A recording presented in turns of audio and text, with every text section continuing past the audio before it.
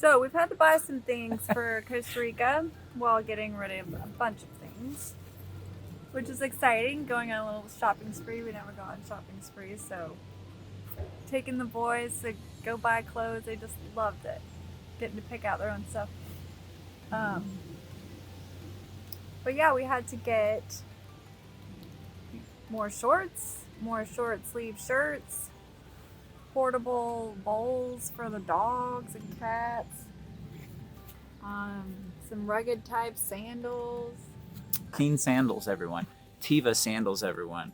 Two great brands. I don't know anything hiking, about their ethics or their morals, waterproof. nor do I care, but their shoes are great. So you have to say that as a disclaimer. Disclaimer, I don't vouch for their morals. I simply like their shoes. I like it. Yeah. We also had to get some travel things for the pets. They have been a big thing with the move. It's kind of difficult. It's not difficult, I would say. It's just tedious, all the steps you'd have to do to get the pets down there. You actually have to call the airline to make a reservation. It's $200 per pet.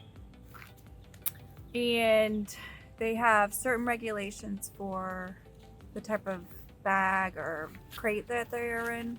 So you're going to want to make sure that you look those up. And I can post links to that as well.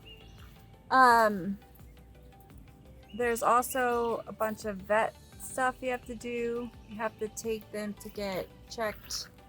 If they're not up to date on their vaccines, they're going to need to do that 30 days before you leave, at least.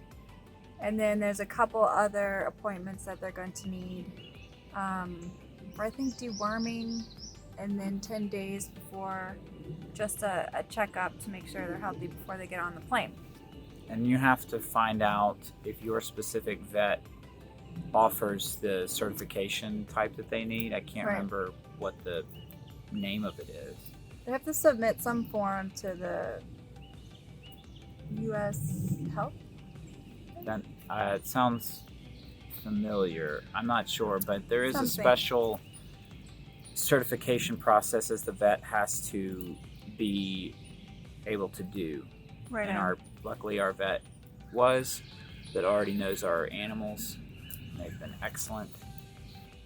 Something else that you're going to want to do with the pets and their crates or bags is you're going to want to get them acclimated to them. I started using my bag with Blossom when I had to take her to get her shots, and she went insane. She meowed and was growling and was trying to claw her way out of the bag for like an hour. And she was in it for 2.5 hours.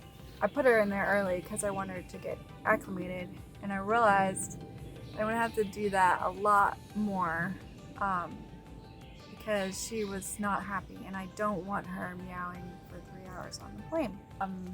We're also doing that with Roscoe. We're putting him in his crate at night just to get his smells all in there and make it feel comfortable when he actually does fly out by himself. He actually has to fly out through a pet carrier service. They don't allow large dogs under the plane in cargo anymore since COVID. And so we have had to hire a pet courier to get Roscoe to Costa Rica. The one we used was recommended by some expats that live down in Costa Rica that we met. And they recommended Pet Lounge. And I think they're only specifically for Costa Rica, right? They're based in Costa Rica. And so I think they only do Costa Rican. I'm actually not sure about that. You might be right. There. So Pet Lounge has been very helpful, sending us all the documents that they're going to need to send to our vet. They worked out a schedule for us. They do boarding, so if you need to drop your pet off the night before you fly out, they can board for an extra fee, of course. They can also, like for us, we live or are going to live 3 hours from where he flies in. It's actually 4 hours, I think. And So we don't want to take a trip to San Jose to go pick him up. So we're actually paying a little bit extra for them to deliver him right to our door, which is really nice. We're going to be able to relax these first few days instead of doing even more traveling trying to go get him from San Jose. So that's going to be something that is just going to relieve some stress, and Absolutely. it's going to, I mean, it equals out in money anyways, because we would have to pay to stay in San Jose for the gas. So I think paying the extra for having being delivered, it's going to equal out.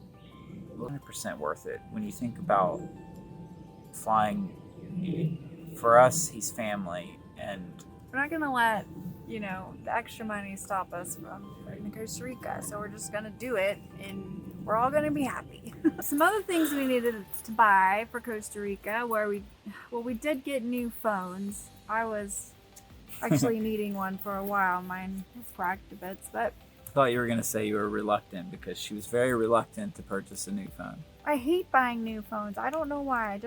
I don't want to buy a new phone all the time. Well, that's off topic, but I have my reasons for wanting new technology. I know, most people do, but I just want something to work for 10 years. But I know that's not possible, but I still don't like it. Phones was interesting. Our plan we have Google Fi, allowed us to go down to Costa Rica and use the network down there. We had pretty good coverage, actually, most of the time. I was able to use the data. Yes, you're right. And it wasn't free. We still paid what we normally pay for data in the States, but we didn't make any calls. Of course, now you've got Wi-Fi calling, so that's one way to save money down there with calls.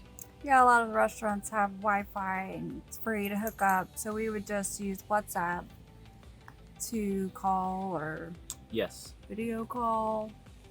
video call. It's free with the Wi-Fi. And a lot of people use WhatsApp down there Yes, to connect with people. yes. It's a short little foray into the cell phone discussion. Internet, being Internet. digital nomads. Bonus tip. Bonus tip. Start selling early. Here's the thing. One of the things that has been important for us with all of the ridiculous amount of stuff we own, it's embarrassing actually how much we've accumulated over our lifetimes. And so we like to keep things so we can make stuff out of them. It's not just, you know, because for some other reason we just like to make stuff. We're not just hoarding.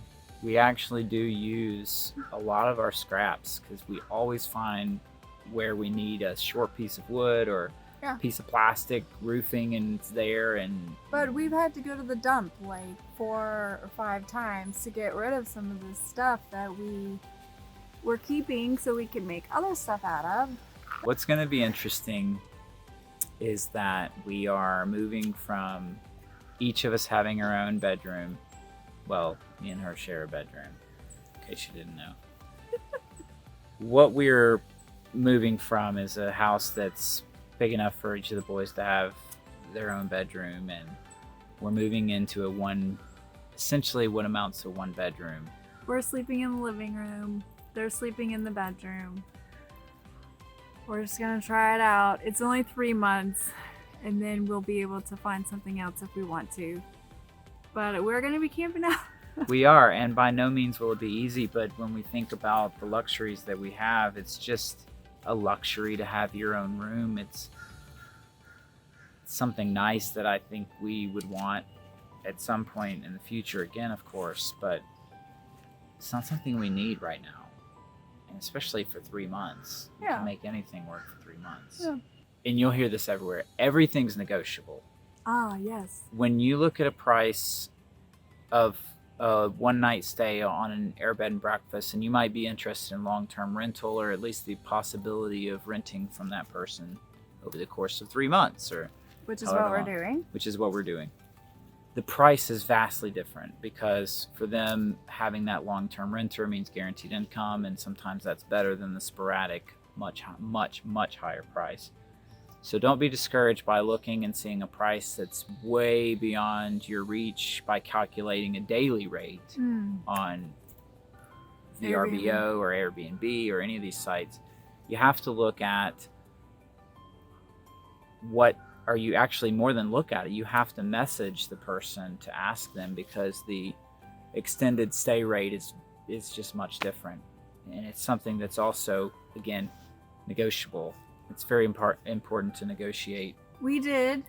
We saved a few $100s by doing it a month. One of the things we were told is that if you show respect, you'll be shown respect. And I value that, because we all need to respect each other.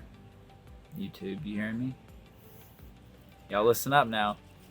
Amen. Amen. We've got to learn respect. That's the end. That's all I got. Next time, we have a special treat. We're going to have the boys on and hear from them about what they're most excited about, what they can't wait for, and then some of the lessons that they've learned so far along the way in this whole process. Absolutely. That'd be awesome. Yep. So stay tuned.